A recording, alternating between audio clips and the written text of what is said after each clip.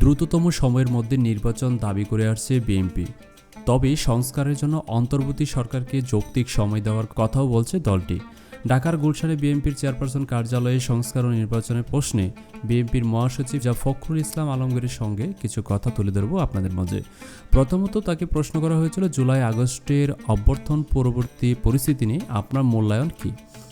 এই প্রশ্নের আলোকে মির্জা ফখরুল ইসলাম আলমগীর বলেন, এখনই পুরোপুরি মূল্যায়ন করার সময় এসেছে বলে মনে করি না, কারণ 1-1.5 মাস খুবই অল্প সময়।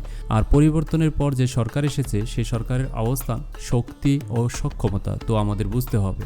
এই সরকারের প্রধান উপদেষ্টা ডক্টর ইউনূস খুবই জনপ্রিয় মানুষ, এদেশের মানুষ ও সারা পৃথিবী তাকে শ্রদ্ধা করে। কিন্তু রাষ্ট্র পরিচালনার ক্ষেত্রে প্রশাসনিক ও রাজনৈতিক দিক থেকে তার সেরকম কোনো অভিজ্ঞতা নেই, তবে তিনি তার সর্বোচ্চ দিয়ে চেষ্টা করছেন। দ্বিতীয়ত, সরকারের অন্যদের মধ্যে 3-4 জন বাদ দিয়ে বাকিদের যেভাবে সরকার পরিচালনার অভিজ্ঞতা নেই, এর মধ্যে তারা কিছু ভালো ব্যবস্থা গ্রহণ করেছেন।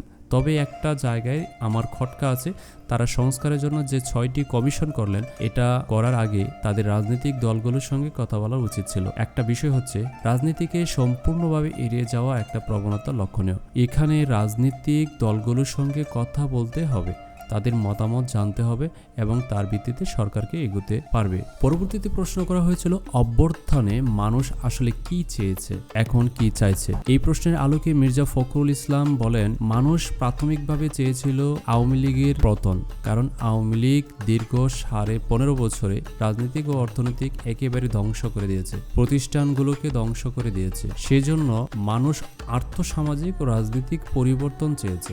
সরকার বলছে যে ইনসাফের রাজনীতি বা সাম্যের রাজনীতি চালু করব।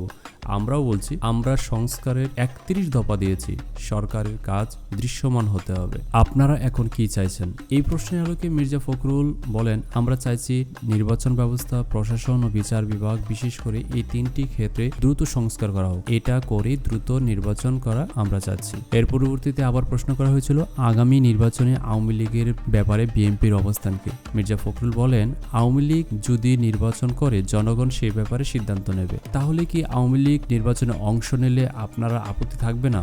এই প্রশ্নের আলোকে মির্জা ফখরুল বলেন, আওয়ামী লীগ নির্বাচনে অংশ নিতে চাইলে নেবে, কিন্তু ব্যক্তিগুলো গণহত্যা, দুর্নীতি সহ বিভিন্ন অপকর্মের সঙ্গে জড়িত, তারা যেন নির্বাচনে অংশ না নেন, সেটাই আমাদের বক্তব্য। কোনো দলের নির্বাচনে অংশ নেওয়ার ক্ষেত্রে তো আপত্তি করার কিছু নেই।